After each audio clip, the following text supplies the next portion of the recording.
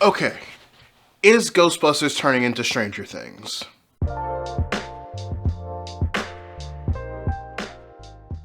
When the trailer for the new Ghostbusters movies, Ghostbusters Frozen Empire, came out in November of 2023, it came out with a rehashed debate topic back when Ghostbusters Afterlife was released in 2021. Why is Ghostbusters, a film series initially known for being a vehicle for a handful of Second City television and first-generation Saturday Night Live creators and performers, suddenly taking itself seriously? Why are the trailers focusing less on the jokes? Why is the feel of the new films after the 2016 remake less like Bill and Ted and more like Star Wars? Why do these new ones have reverence when Ghostbusters, Ghostbusters 2, and even Ghostbusters Answer the Call never really cared for such a thing in the first place? Like I stated before, this argument came up once before when the legacy sequel Ghostbusters Afterlife came out in 2021. Thanks to the combination of Ivan Reitman's son Jason wanting to make a Ghostbusters film in the vein of his dad, while also wanting to give the late great Harold Rami's character Egon a proper send-off in the universe, as well as Sony wanting to cash in on the supernatural success of Netflix's Stranger Things, even getting one of the kids to play Egon's grandson, Ghostbusters Afterlife not only cashed in on the nostalgia of Ghostbusters 1 specifically, but also took itself a bit more seriously than 1, 2, and Answer the Call, focusing more on the disconnect that formed between Egon and the rest of the guys, as well as his own family, and trying to make sure all of Ivo Shandor's plans to summon Zool, Vince, and Gozer were permanently foiled. The thing is, before the movie was released and everyone, including me, cried like a fucking baby when Ghost Egon helped his granddaughter Phoebe fight off Gozer, like Ghost Goku helped Teen Gohan increase the power of his Kamehameha Blast, fighting Perfect Cell, and made up with his friends and family before passing on, Ghostbusters meets Stranger Things was pretty much the only vibe that peeps were getting from the promotions. And for a lot of people who are mostly fans of how funny the concept of self-employed, blue-collar, working-class ghost exterminators are, they feel a bit let down about how much of that and the comedy that comes from that isn't represented in Afterlife, and see them also ignoring the importance of that concept in 2024's Frozen Empire, thus feeling the need to bring back up the debate. But while there are peeps who care more about the comedy associated with what I just mentioned, there's also a group of Ghostbusters fans who, while also caring about the human factor and how the comedians that play said humans amplify it, also really like the lore established for the ghosts and the gods that said humans have to face, has done so since the first movie, and are greatly looking forward to seeing the supernatural epicness that Ghostbusters has shown it's capable of playing out in an event as big and bombastic as Frozen Empire shows it's going to do. Fans who prefer the writings of Tobin's Spirit Guide more than the ashholelessness of Peter Venkman, now that they're old enough to realize that Peter Venkman is an asshole. People like me. That means yes, despite my attempts to apply logic, reasoning, and fairness in this devil's advocate opinion piece, this is still gonna be pretty biased. As a ride or die Gozer fan and someone who really enjoys the way that the power levels of ghosts and gods exist in Ghostbusters universe, similarly to how my fellow queers and our straight allies like how the power levels of mutants are measured in the Marvel universe, this bias is to be expected, and I suggest you find another video to watch if you want to see a better attempt at something more rounded out. These are my opinions, my points, and you are welcome to agree or disagree with them as you see fit. But if you're liking what I'm putting down, my name is Readus, offering you critique and immersion of your favorite bits of geek and pop culture media. And if you like what I do here or on my main channel, feel free to join my Patreon, where you'll get early access to my written articles and videos across every channel, copies of my video scripts, discount codes to my merchandise store, and a whole lot more. Also, make sure you subscribe to the channel, turn on notifications, and subscribe to my Substack newsletter. Not only is it the home for all of my written editorials, opinion pieces, and reviews for film and television after they debut on Patreon, but you'll also get an actual heads up whenever I post a new video on both Readus 101 and Readus 201, 5 minutes after their release. So, if you will, Let me show you why it's just as important for the legacy series of new Ghostbusters movies to cater to those of us who always wanted to see the supernatural epicness to be front and center. So why did the trailer shift gears? The answer is that because they had to.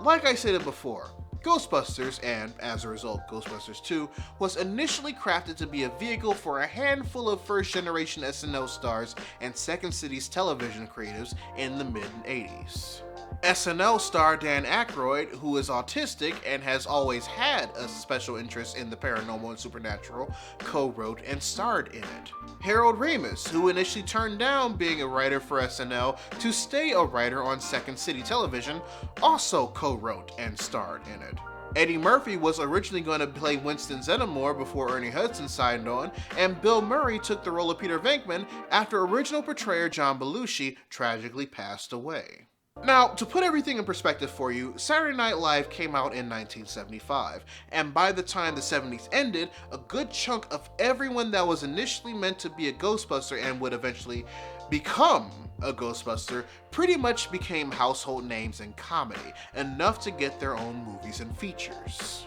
Bill Murray first collabed with Harold Ramis for his first feature Meatballs in '79, Dan and John did The Blues Brothers in 1980, and Dan and Eddie did Trading Places in '83. By the time Dan and Harold sat down to make Ghostbusters, this brand new IP that nobody but its creators have any knowledge of, everyone that was initially planned to be in the movie was incredibly established in the realm of American comedy. So what did the trailers decide to focus on when the final cast was set and Columbia Pictures was ready to sell tickets? You guessed it, the comedy. More specifically, the now famous comedians that are starring in it and the in-universe jokes that will be telling in the movie as their respective characters in order to let the potential moviegoers know that there will be comedy.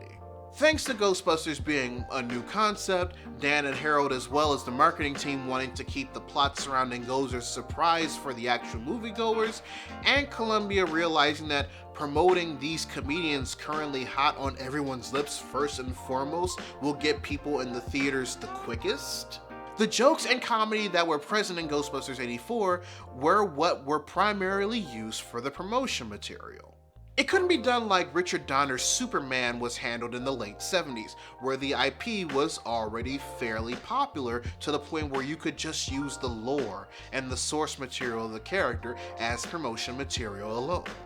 Especially because the one playing Superman, Christopher Reeve, was a completely fresh face in Hollywood when he was cast, and only the secondary characters were portrayed by heavy hitters. Because Ghostbusters was of new IP and peeps didn't want to spoil the movie in the trailers, they didn't have that luxury. So they had to use the fact that it was primarily starring Dan, Bill, Harold, Sigourney, and Rick as the main way to get butts in the seats. The thing is, because Ghostbusters was initially promoted completely based off of personality, that's what a lot of the Gen Xers and some first-wave millennials who were young enough to experience the career takeoff of the actors who would eventually play the main characters of the first two films and the very beginning of both the franchise, respectively, remember vividly.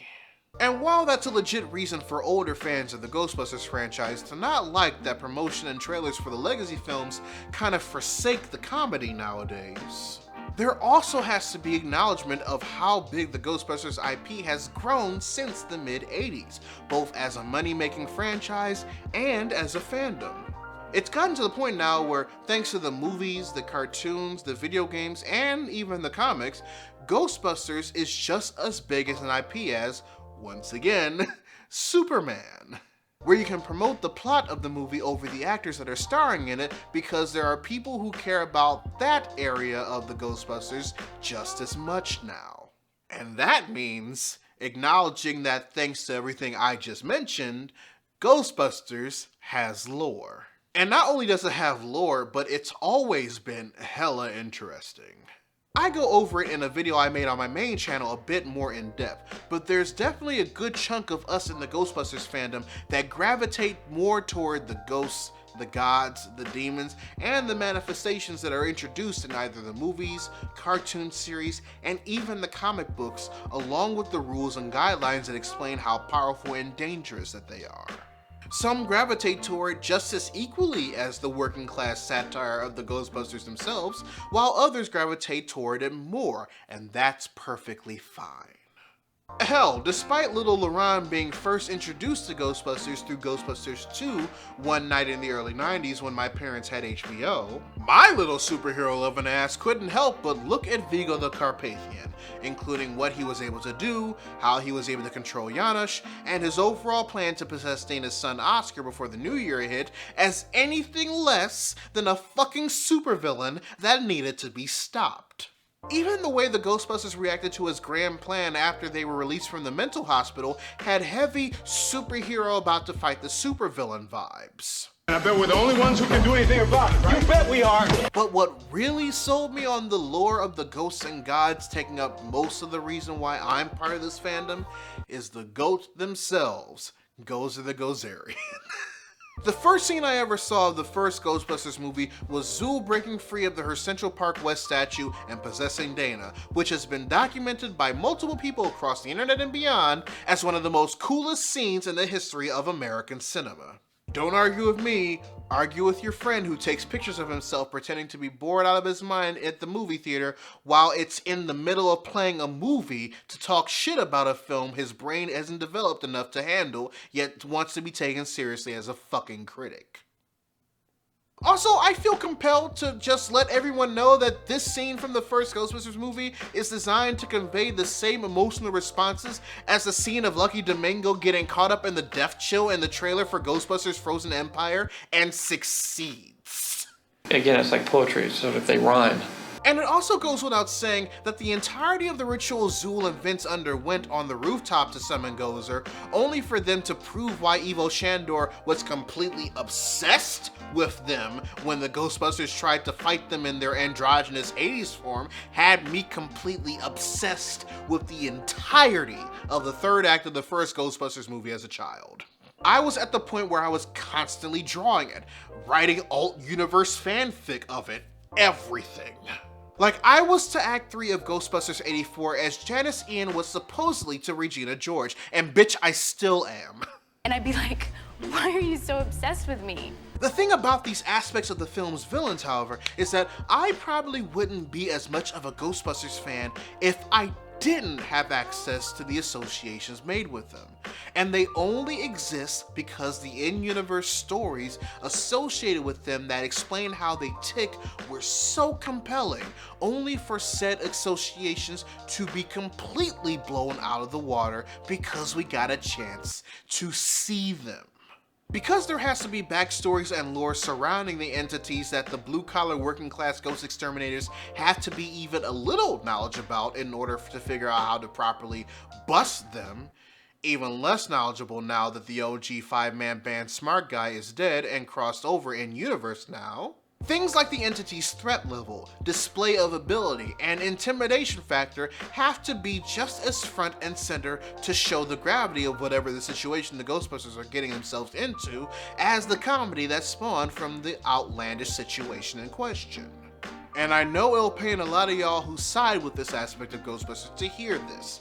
but it's the spectacle surrounding what the ghost/god can do, how dangerous they are to us regular humans, and how they rank in the in-universe power level scouter Tobin's Spirit Guide that initially draws this side of the fan base to want to see the movie first and foremost. Especially because the universe in question is known for dealing with entities that are known for having such a huge effect on humans and cities as big as New York on the regular. A portal in the sky turning the skies black, a New York museum getting covered by mood slime, followed by a portal in the sky turning the skies black. Somebody get me the Ghostbusters. And now, a supernatural version of the New York Day After Tomorrow cold snap that was looking for Jake Gyllenhaal, the chick from Shameless, and the black guy every white guy knows from Malcolm in the Middle, even though he should be known for Nickelodeon's The Journey of Alan Strange. These are all common phenomena in the Ghostbusters universe, so why shouldn't they be front and center when promoting a Ghostbusters movie? Now, to be fair, those complaining about the lack of comedy in lots of the promo for the Legacy movies isn't really centered on the portion of the fan base that are the Tobin Spirit Guide enjoyers like myself. They exist, and they should be shamed for not liking how we're being geeks for the same fucking franchise they're being geeks for, but they're not the majority of the ones that are stating their case. So when you put aside the peeps who realize that Ghostbusters has aged and evolved past just promoting the personalities attached to the franchise because it's now bigger than just them, and even put aside that the ones that do like the mystical and supernatural aspect of Ghostbusters deserve a bit of catering to now that the spectacle is part of it due to it now being bigger, there's only one other valid reasoning for why peeps don't care for the marketing of the Legacy movie. Why the kids on bike shift?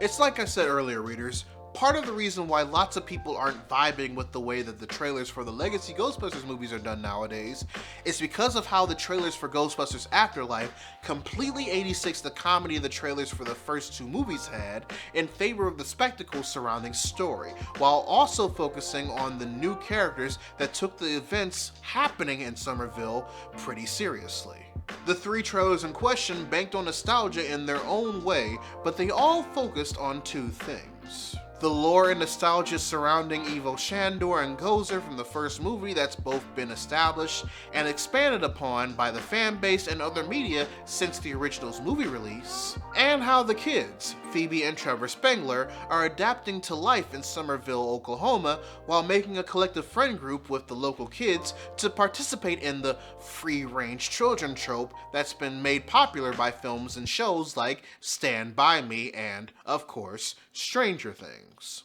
Considering what Ghostbusters started out as, the trailers didn't really help in convincing the members of its fan base that wanted to see comedians pretend to be ghost exterminators first and foremost that this was still the goal of the franchise. Now it's playing around with a group of kids on bikes stumbling upon a mystery heavily rooted in plot and lore established in the first movie that involves the entire town, while two of said kids discover and cope with learning that their dead autistic grandfather helped save New York City from paranormal activity twice in the mid to late 80s. To them, from the three trailers that were released for Afterlife, what initially made Ghostbusters unique has been pushed to the side in hopes of seeing the surviving OG crew come back near the end for a grand finale cameo. But while I definitely see where peeps are coming from regarding that logic, I will say that those who still decide to see the movie despite the marketing treating Afterlife with a sense of prestige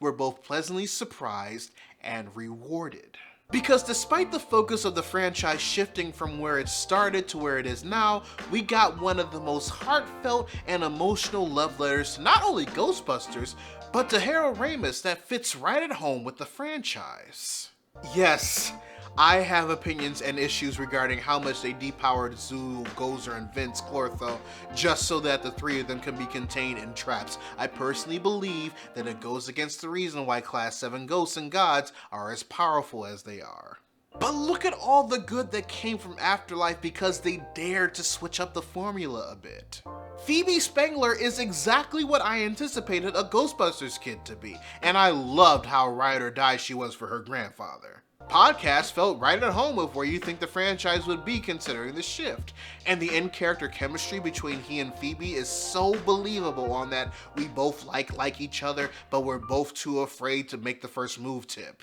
And let's not forget Egon bringing everyone together to allow both sincere and heartwarming opportunities for character development all around. Not just for the new characters they introduced like his extended family, but for the surviving OG Ghostbusters that returned at the end as well, specifically Ray and Peter, the ones that started this venture with him in the first place. Ghostbusters Afterlife showed that even a franchise that was initially promoted off of nothing but celebrity personality starting out, before it proved through the very information created for its IP that it can also stand on that alone, that it's capable of evolving while still being what it is at its core. Even if they don't make the trailers like they used to, that shouldn't deter peeps from seeing the new stuff that's proven it contains within them a similar amount of care as if it were created by Dan and Harold themselves. I'm not saying you have to like how the new movies are promoted, but if you skip the new movies because they're not promoted in ways that you'd expect a Ghostbusters film to be promoted, you're gonna miss out on a lot of good stuff. And while it's still too early to claim that for Ghostbusters Frozen Empire, I can't wait to see if my personal hunch is correct. Wait. It's called Frozen Empire because New York is known as the Empire State, and it's going to be frozen over. Why did it take me this long to realize that? Right, yes, homework. Write in the comment section below what you think of the direction for the legacy follow-ups to the first two Ghostbusters films. Or if you feel like sharing with the rest of the class, let me know where you stand in the Ghostbusters fandom. Are you pro Ghostbusters, pro Tobin Spirit Guide lore, or a bit of both? Whichever one you want to answer, feel free to let me know. Thank you to all my patrons, big and small, for your financial support in making this possible. If you want to support the creation of the videos for this in the main channel, make sure you click the link in the description to join. But until then, this is Readus 201. Class dismissed.